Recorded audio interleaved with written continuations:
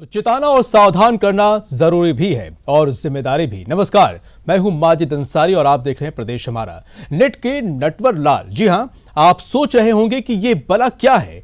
क्या एक तरफ तो भारत डिजिटल होता जा रहा है, सब कुछ ऑनलाइन, लेकिन एक सच ये भी है कि इस डिजिटल युग में डिजिटल लुटेरे भी सक्रिय हो गए, जो आपकी जेब में हाथ डाले बिना आपकी जेब काट रहे हैं, आपको मालामाल से कंगाल बना रहे हैं। यकीन नहीं होता तो लेक सिटी से आई इस खबर को देखिए। नेट के नेटवर लाल से बचना है मुश्किल, ऑनलाइन ट्रांजैक्शन से कर लो तौबा। मैं हर बार गूगल पे से ट्रांजैक्शन करता हूं। कल मैंने ऑनलाइन से 1000 रुपये का ट्रांजैक्शन किया, मगर वो ट्रांजैक्शन फेल्ड बता रहा था और मेरे अकाउंट से डेबिट हो गया था। उसकी कंप्लेंट दर्ज कराने के लिए मैंने सर गूगल पे ही कस्टमर केयर टाइप करके मैंने वहां से नंबर लिए, कंप्लेंट नंबर लिए। वहाँ से मुझे सिर्फ 6 नंबर का कंप्लेंट नंबर दर्ज हुए। आप सोच भी नहीं सकते, न ही उदयपुर के रहने वाले विकास जोशी ने ही सोचा था।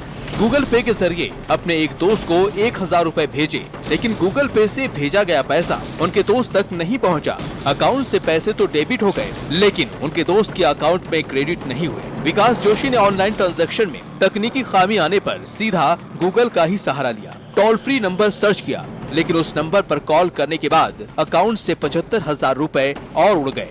मैंने एक नंबर पर सर कॉल किया, उसने मेरी कंप्लेंट बताई कि मैंने उसको कंप्लेंट बताई कि सर इस तरीके से मैंने 1000 रुपये ट्रांसफ़र किया है और वो सही जगह पहुंचा नहीं हो, मेरे अकाउंट से डेबिट हो गया है। तो उसने सर स्टेप बाय स्टेप मुझे बताता गया कि आपने ये पैसा कहाँ ट्रांसफ़र किया है, कैसे ट्रांसफ़र किया है, आपके ये नंबर दीजिए, वो नंबर दीजिए। मैंने सर ज़्यादा जानकारी उससे शेयर नहीं करी, बस मैंने केवल मेरे गूगल के नंबर और मेरे ATM के लास्ट के 6 डिजिट नंबर उससे शेयर किए। और शेयर करने के बाद ही सर तुरंत मुझे पता पड़ा कि मेरे अकाउंट से 74,775 रुपये डेबिट हो गए। वो डेबिट सर 25-25 हज़ार के 2 ट्रांजेक्शन, 24,000 का एक ट्रांजेक्शन और 775 रुपये का एक ट्रांजेक्शन हुआ है। जी हाँ, कॉल सेंटर के कॉल कटने के बाद विकास का अकाउंट भी साफ हो गया था। उसके खाते से अलग अलग 3 ट्रांजैक्शन के जरिए करीब 75,000 रुपए उड़ गए। तुरंत मैं Durga nursery road HDFC bank, मेरे बैंक पर्सनली बैंक में गया। बैंक पे मैंने ये रिपोर्ट दर्ज कराई। उन्होंने बोला कि आपके ये अकाउंट से जो पैसा डेबिट हुआ है, ये उस पार्टी ने पेटीएम में लिया है। तो आप इसकी एक बार आपकी जो थाना लगता है उस थाने पे भी आपकी कंप्लेन FIR लेके आप हमारे पास आइए। अकाउंट से पैसा पेटीएम के जरिए साफ हो चुका था। अब विकास ने पुलिस में मामला दर्ज करा दिया है और मदद की गुहार लगा रहे हैं। प्रशासन से यही निवेदन है कि जो मेरे से जो फ्रॉड हुआ है वो मुझे पैसा वापस दिलाने की आप कोशिश करें, ताकि वो पैसा मेरे पास पहुंच जाए। और साथ ही मैं लोगों से ये अवगत कराना चाहता हूं कि इस चीज़ों से दूर रहें, ताकि उनके साथ ये नुकसान नहीं हो। ऐसा नहीं कि नेट के नटवर लाल की मकड़ जाल में विकास ही फंसा हो।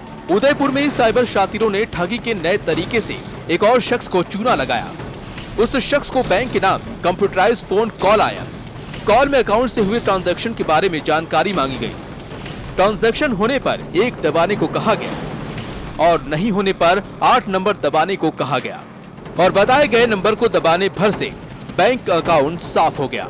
जी हाँ, अब आपको कंगाल बनाने के लिए नेट के नटवर लाल हाईटेक तरीके से लैस हो चुके हैं। बस थोड़ी सावधानी हटी और आप उनके शिकार हो जाएंगे। ऐसे में हम आपको आगाह कर रहे हैं, ऑनलाइन शॉपिंग कीजिए पर होशियारी बरतिए, क्योंकि सावधानी में ही आपका बचाव है। उदयपुर से न्यूज़ 18 के लिए कपिल श्रीमाली की रिपोर्ट। तो अदृश्य ठग आपके पीछे पड़े हैं। अगर इन साइबर शातिरों को बात देना है तो फिर अपनाइए ये तरीका। ऑनलाइन फ्रॉड से कैसे बचें? कभी भी फोन पर किसी को अपनी बैंक डिटेल ना दें। बैंक के कस्टमर केयर एग्जीक्यूटिव फोन या ईमेल पर आपकी पर्सनल जानकारी नहीं मांगते। गैर विश्वसनीय साइटों पर अपनी निजी जानकारी ना डालें। किसी से अपना बैंकिंग या डेबिट पासवर्ड और पिन या अकाउंट नंबर शेयर ना करें। हर कुछ महीनों के बाद पासवर्ड बदलते रहें। किसी और का बताया पासवर्ड ना बनाएं। किसी से OTP शेयर ना करें। डेबिट कार्ड से शॉपिंग कर रहे हो तो अपने फोन नेटवर्क से दी गई जानकारी का इस्तेमाल करें, न कि पब्लिक वाईफाई से आई जानकारी का। लेन देन की रसीद जरूर ले लें। ऑनलाइन शॉपिंग के बाद अपना बैंक स्टेटमेंट जरूर चेक करें। ये वो तरीका है जिसे अपनाने से आप नेट के नटवर लाल से बच सकते हैं। अब जरा ये भी जान लीजिए कि अगर आप फिर भी ऑनलाइन फ्रॉड के शिकार हो जाएं, तो फिर क्या करें। RBI के मुताबिक अगर आप फ्रॉड का शिकार हुए हैं तो आपको अपने बैंक को 72 घंटों के भीतर इसकी जानकारी देनी होगी। इसके बाद बैंक मामले की जांच करेगा और देखेगा कि पैसे आपकी गलती के कारण किसी दूसरे खाते में ट्रांसफर हुए हैं या आप धोखाधड़ी का शिकार हुए हैं या फिर किसी ने आपके अकाउंट से पैसे निकाल लिए। अगर आप साइबर फ्रॉड का शिकार हुए हैं तो बैंक चोरी हुए पैसों की भरपाई करेगा, लेकिन ये भरपाई कुछ शर्तों के आधार पर होगी। सबसे पहले अपने अकाउंट, कार्ड और इंटरनेट बैंकिंग को बंद कराएं। इसके बाद पुलिस में फ्रॉड की शिकायत दर्ज कराएं। बैंक में FIR की कॉपी लेकर जाएं। इसके आधार पर बैंक फ्रॉड की जांच करेगा। अगर कस्टमर 7 दिनों के बाद बैंक के पास फ्रॉड की शिकायत लेकर जाता है तो बैंक का बोर्ड इस पर निर्णय लेगा। तो समझ लीजिए, गांठ बांध लीजिए, क्योंकि नेट के नटवर लाल को आपकी सावधानी ही मात दे सकती है। Bureau report, news 18 network. चलिए अब आपको मासूम के उस गुनहगार से के बारे में बताते हैं जो अब सलाखों के पीछे पहुंच गया है। 6 दिन पहले नाबालिग से दरिंदगी करने वाला मुख्य आरोपी कोटा पुलिस ने रेलवे स्टेशन पर पकड़ लिया है उसे, और पुलिस ने आरोपी को जयपुर कमिश्नरेट पुलिस के सुपुर्द कर दिया है। जयपुर कमिश्नर आनंद श्रीवास्तव ने प्रेस कॉन्फ्रेंस कर बताया कि आरोपी जीवाणु उर्फ सिकंदर एक खानाबदोश है और आदतन अपराधी है। इससे पहले भी वो बच्चों के साथ इस तरह की 4 वारदातें कर चुका है और आरोपी सिकंदर वारदात को अंजाम देकर अपने घर चला गया था, जिसके बाद उसे जब पुलिस के आने की सूचना मिली थी तो वो फरार हो गया, जिसके बाद वो कुछ दिनों तक जयपुर में ही छुपता रहा और कल उसके कोटा जाने की जानकारी मिलने पर कोटा पुलिस ने उसे धर दबोचा। ये एक साइकोपैथ वर्ड होता है क्रिमिनोलॉजी में। ये परफेक्ट साइकोपैथ है, उस तरीके का क्रिमिनल है जिसके दिमाग में एक धुन सवार थी इस तरीके का अपराध करने की। अभी देखिए, अभी हमने इसको तुरंत गिरफ्तार किया है घंटे भर पहले। अब इससे बहुत गहराई से पूछताछ होगी।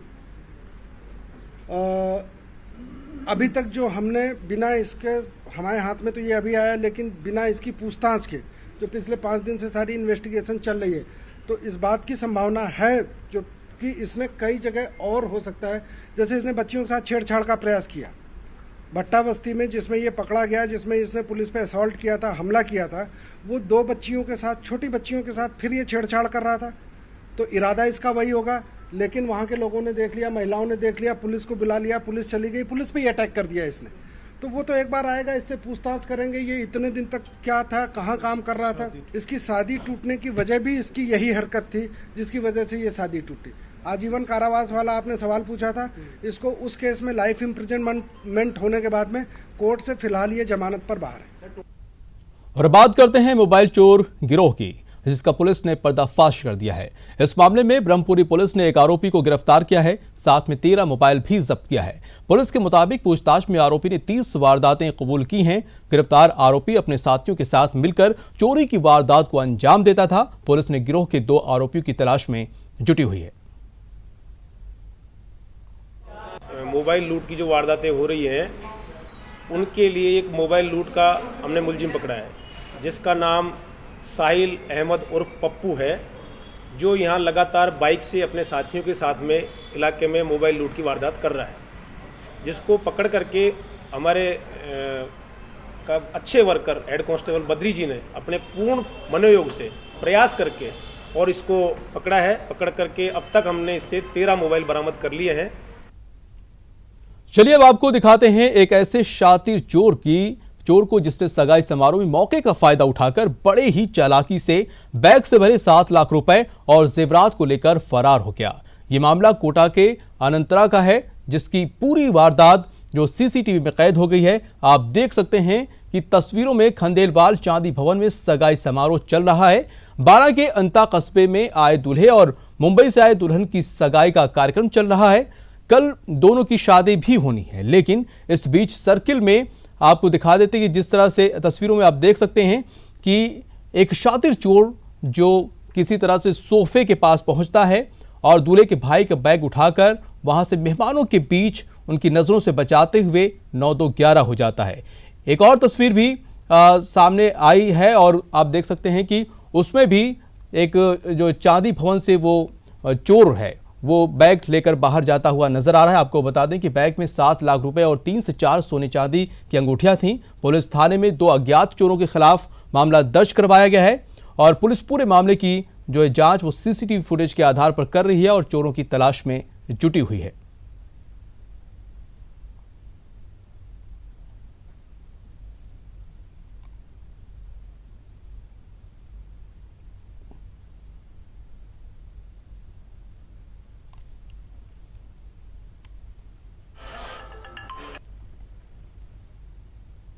और बढ़ते हैं अगली खबर। प्रतापगढ़ में पुलिस को आज मादक पदार्थ तस्करों के खिलाफ बड़ी कामयाबी हाथ लगी है।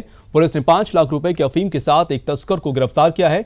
पुलिस ने तस्करी में काम में ली जा रही कार को भी जब्त कर लिया है। आपको बता दें कि जो पुलिस की ओर से जिले में चलाए जा रहे मादक पदार्थों की धरपकड़ अभियान के तहत नाकाबंदी की जा रही थी, तभी सामने से एक कार आती हुई दिखाई दी, जिसको रोककर उसकी तलाशी ली गई तो उसमें 1 किलो अफीम बरामद हुई। पुलिस ने आरोपी चालक को भी गिरफ्तार कर लिया है और NDPS एक्ट के तहत मामला दर्ज कर जांच शुरू कर दी है। चालक गाड़ी को भगाकर ले जाने का प्रयास करने लगा, जिस पर शंका होने से उक्त गाड़ी को रोका व चेक किया तो गाड़ी में ड्राइवर की सीट के नीचे 1 किलो अफीम अवैध रूप से ले जाना पाए जाने से गाड़ी के ड्राइवर श्री पुष्कर दास पिता जगदीश दास वैष्णव निवासी भुआसिया बाजनी को मौके पर गिरफ्तार किया। NDPS के एक्ट कर प्रकरण दर्ज किया जाकर प्रदेश में बीजेपी के सदस्यता अभियान का आगाज केंद्रीय मंत्री राजनाथ सिंह ने किया। इस मौके पर राजनाथ सिंह ने कहा कि जिस छोटे से पौधे को 1951 में जनसंघ के रूप में लगाया गया था, आज वो देश की राजनीति में बहुत बड़ा वट वृक्ष हो गया है। एक जमाना था जब बीजेपी का मजाक उड़ाया जाता था, लेकिन आज वट वृक्ष के रूप में पार्टी खड़ी है। इस चुनाव में एनडीए को 45% मत प्राप्त हुए हैं। आपको बता दें कि 13 राज्यों में 50% से ज्यादा मत भाजपा को मिले हैं। उन्होंने कहा है कि इतनी बड़ी जीत हासिल करने के बाद भी हम लोगों का ना तो विचार बदला है और ना ही चाल बदली है। श्यामा प्रसाद मुखर्जी का एक सपना था कि हम भारत को फिर से विश्व गुरु के रूप में स्थापित करेंगे और भाजपा उसी दिशा में आगे बढ़ रही है। पहली बार ऐसा हुआ है कि 1984 में के बाद कोई राजनीतिक पार्टी दोबारा सत्ता में पूर्ण बहुमत के साथ आई है। 1984 से लेकर 2014 के बीच कोई भी ऐसी राजनीतिक पार्टी भारत की नहीं रही है जिसने कि दोबारा सत्ता प्राप्त करने में कामयाबी हासिल की हो। यह भी श्रेय यदि किसी को प्राप्त हुआ है तो हमारी और आपकी पार्टी या भारतीय जनता पार्टी को ही यह श्रेय प्राप्त हुआ है। 1984 में गुलाब चंद जी कटारिया कह रहे थे 2 सीटों पर हमको विजय प्राप्त हुई थी, 2 तुम और 2 तुम्हारे, यह कहकर उस समय भारतीय जनता पार्टी के लोगों की खिल्ली उड़ाई जाती थी, मजाक किया जाता था। लेकिन आपने देखा कि 2 से चलकर हम लोग आज कहां पहुंच गए हैं। 2 से चलकर आज पूर्ण बहुमत के साथ दोबारा सरकार बनाने में हम लोगों ने कामयाबी हासिल की है। इसका श्रेय यदि किसी को जाता है तो भारतीय जनता पार्टी के सारे हमारे कार्यकर्ताओं को जाता है, जो अपने जिस्म का पसीना बहाकर इस भारतीय जनता पार्टी को एक बट वृक्ष के रूप में भारत की राजनीति में स्थापित करने में कामयाबी हासिल की। और अब बात उस किताब की जिसका नाम है मोदी नीति। नाम के मुताबिक ही ये किताब पीएम मोदी की नीतियों पर आधारित है, जिसे लिखा है वरिष्ठ पत्रकार और लेखक डॉक्टर हरीशचंद बर्णवाल ने। शनिवार को दिल्ली के कॉन्स्टिट्यूशनल क्लब में इस पुस्तक का लोकार्पण हुआ। इस दौरान वहां देश भर के दिग्गज संपादक और पत्रकार भी मौजूद रहे। ये पुस्तक इस संदर्भ में बहुत महत्वपूर्ण है क्योंकि उन्होंने 5 वर्ष जिस तरीके से उनकी कार्यशैली रही है, उसके आधार पर जो आने वाले वर्षों की नीतियां होंगी, उसके फाउंडेशंस क्या होंगे, वो इस पुस्तक में आपको दिखाई पड़ेगा। और बढ़ते हैं अगली खबर पर। लोकसभा अध्यक्ष ओम बिरला आज अपने गृहनगर कोटा एजुकेशन सिटी पहुंचे। बिरला सुबह विमान से पहले जयपुर आए और वहां से सड़क मार्ग से जगह जगह अपने समर्थकों का रास्ते पर अभिवादन करते हुए टोंक और उसके बाद बूंदी शहर होते हुए कोटा पहुंचे। बिरला का हर जगह पर भव्य स्वागत किया गया। बिरला कोटा बूंदी संसदीय क्षेत्र से दूसरी बार सांसद चुने गए हैं। 18 जून को वो लोकसभा अध्यक्ष नियुक्त हुए। ऐसे में लोकसभा अध्यक्ष बनने के बाद ओम बिरला आज अपने घर अपने शहर आए हैं और ऐसे में उनके समर्थक जो है कोटा की सीमा बडगाम में बड़ी तादाद में पहुंचे, जहां बिरला के आने पर आतिशबाजी, ढोल नगाड़ों और पुष्प वर्षा करके उनका जोरदार स्वागत किया गया। वहीं अधिकारियों ने भी उन्हें गुलदस्ता देकर बधाई दी। जो कुछ भी दिया है हाड़ौती की जनता ने दिया है, प्यार दिया, स्नेह दिया, आशीर्वाद दिया है, मेरी कोशिश होगी कि हाड़ौती की जनता, राजस्थान की जनता के गौरव मान सम्मान को बढ़ाएं। 3 दिन से स्वागत की तैयारियों में शहर उमड़ रहा है, पलक पावड़े बिछा रखे हैं शहर। नवाचार आप लगातार कर रहे हैं लोकसभा की प्रणाली को लेकर भी, किस तरह के नवाचार और आगे होते रहेंगे? ये मेरी कर्मभूमि जन्मभूमि भी है।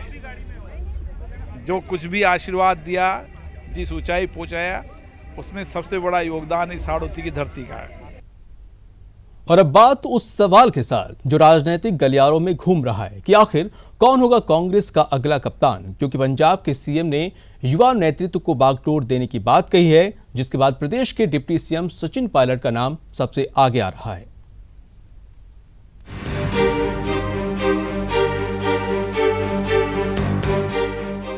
कांग्रेस अध्यक्ष पद से राहुल गांधी के इस्तीफे के बाद अध्यक्ष पद के लिए कई नामों पर विचार चल रहा है। इसी बीच पंजाब के मुख्यमंत्री कैप्टन अमरिंदर ने CWC से पार्टी नेतृत्व के लिए युवा चेहरे पर विचार करने की मांग कर दी है। कैप्टन ने इस मुद्दे पर ट्वीट किया है, राहुल गांधी का राष्ट्रीय अध्यक्ष पद से इस्तीफा देना दुर्भाग्यपूर्ण था, लेकिन अब CWC के नेताओं को युवा चेहरे को अध्यक्ष के रूप में चुनना चाहिए, जिसका करिश्मा पूरे देश में हो। कांग्रेस को युवा नेतृत्व को लेकर कैप्टन की ट्वीट के बाद मिली जानकारी के मुताबिक कांग्रेस अध्यक्ष पद की रेस में प्रदेश के डिप्टी सीएम सचिन पायलट के नाम पर चर्चा शुरू हो गई है। साथ ही मध्य प्रदेश के कांग्रेस नेता और पश्चिमी उत्तर प्रदेश के प्रभारी ज्योतिरादित्य सिंधिया का नाम भी चर्चा में है। हालांकि युवा नेतृत्व के मुद्दे पर कांग्रेस के वरिष्ठ नेताओं का कहना है कि इसका फैसला CWC की बैठक में होगा, तो वहीं कांग्रेस के कुछ नेताओं का कहना है कि नया अध्यक्ष वो हो जिसकी स्वीकार्यता पूरे देश में हो। बहरहाल CWC अध्यक्ष पद के लिए किसके नाम मुहर लगाएगी, फिलहाल इस पर सभी की नजरें टिकी हैं। Bureau report, news 18 Rajasthan. और आज शहर में मानसून की पहली बरखा बहार ने दस्तक दी। सुबह से ही थम थम कर बारिश हो रही है। दोपहर बाद शहर के आसमान को काले बाले घने बादलों ने ढक लिया और फिर शुरू हुआ झमाझम बारिश का दौर। करीब आधा घंटा जोरदार बारिश होने के बाद धीमी हो गई। इसके बाद कभी तेज तो कभी धीमी बारिश का दौर जारी है। और आज जयपुर में कैसा मौसम रहा, जिसका जायजा लिया न्यूज़ 18 संवाददाता ने। मानसून ने गुलाबी नगर में दस्तक दे दी है और आज मानसून की जयपुर में पहली बारिश हुई है। और आप मेरे पीछे देख सकते हैं किस तरह से ये बारिश का दौर चल रहा है। आज सुबह से ही आसमान पर बादल छाए हुए थे, थम थम के थोड़ी थोड़ी बरसात हो रही थी, लेकिन दोपहर बाद पूरे शहर को काले बादलों ने ढक लिया और फिर शुरू हुई झमाझम बारिश। और अब बारिश जोरदार ये दौर जारी है। और प्रदेश भर से भी सूचना आ रही है कि जो करीब हफ्ते भर से बांसवाड़ा और डूंगरपुर में ये मानसून थमा हुआ था, अब धीरे धीरे आगे बढ़ रहा है। और अब मध्य में और उत्तर राजस्थान की तरफ, पश्चिमी राजस्थान की तरफ भी इसकी बारिश हो रही है। राजधानी जयपुर में ये जोरदार बारिश है, पहली बारिश है। आमतौर पर जो मानसून है वो यहाँ पर जुलाई के पहले वीक में आ जाता है। इस बार थोड़ा देर है, लेकिन जिस तरह से बारिश हो रही है लग रहा है कि देर आए और दुरुस्त आए। आज की खास बात इस बारिश की ये भी है कि आज वीकेंड है, कल रविवार है, छुट्टी का दिन है। तो इस छुट्टी के दिन लोगों को मानसूनी बौछारों का मजा लेने का एक मौका मिला है। पहली बारिश है, अच्छा मौसम हुआ है, शहरवासी इसका स्वागत कर रहे हैं, लोग खुश हैं। कैमरामैन विजेंद्र जायसवाल के साथ BK शर्मा, न्यूज़ 18 जयपुर। तो मानसून की पहली बारिश जहां राहत का सबब बनी है, तो वहीं कई जगहों पर मुसीबत भी बनी हुई है। राजधानी में मानसून ने आते ही जमकर बारिश शुरू हो गई है, जिससे शहर के नाले उफान पर आ गए हैं। कई इलाकों में पानी भर गया और लोगों को भारी परेशानी का सामना करना पड़ा है। नाले आज निगम की पोल खोलते नजर आ रहे हैं। अगर सही से सफाई होती तो हालात ऐसे पैदा न होते। वहीं इन हालातों को देखते हुए शहर के सबसे खतरनाक पॉइंट पर सुरक्षा का जायजा लिया हमारे संवाददाता न्यूज़ 18 ने। मानसून ने अपनी दस्तक दे दी है। आज गुलाबी नगरी में सुबह से ही झमाझम बारिश का दौर रहा। जयपुर में करीब 4.5 घंटे तक अच्छी बारिश हुई और यही कारण रहा कि नाले अब उफान पर हैं। ये नाले उफान पर इसलिए हैं क्योंकि नगर निगम ने नालों की प्रॉपर सफाई नहीं कराई। हम उसी नाले पर मौजूद हैं जहां पर तकरीबन 1 साल पहले अक्षत नाम का युवक पानी के तेज बहाव में अपनी कार के साथ में बह गया था, जिसकी 7 दिन बाद रेस्क्यू करने के बाद में उसे पुलिस द्वारा और SDRF के जवानों के द्वारा वापस ढूंढा जा सका। कमोबेश हाल ऐसे ही आज भी हैं जयपुर शहर के, जहां पर आप देख सकते हैं कि लबालब पानी भरा हुआ है। हालांकि नालों की प्रॉपर सफाई नहीं होने के कारण नालों से पानी प्रॉपर तरीके से नहीं निकल पा रहा है। निगम द्वारा इस लापरवाही के कारण किसी की जान जोखिम में ना चली जाए, इसको लेकर भी निगम द्वारा कोई खास काम यहाँ पर देखा नहीं जा रहा है। सबसे बड़ी बात कि पानी अपने तल से काफ़ी हाई लेवल पर चल रहा है और लोग इसको लेकर अभी भी रिस्क उठा रहे हैं। निगम प्रशासन को चाहिए था कि यहाँ पर सुरक्षा गार्ड को लगाए, जिससे कि कम से कम ऐसे टाइम में जो लोग रिस्क ले रहे हैं उन लोगों को यहाँ से दूर किया जा सके। बहरहाल उम्मीद की जानी चाहिए कि निगम प्रशासन को चाहिए कि इस बहाव वाले क्षेत्रों में जहां पर लोगों का आना जाना है सुरक्षा गार्ड मुहैया कराएं, जिससे कम से कम लोग सुरक्षित होकर यहां से निकल पड़ें या सुरक्षा गार्ड उनको एहतियात के रौब पर समझा सकें। कैमरा पर्सन दिलीप चेची के साथ मैं राकेश गुसाई, न्यूज़ 18।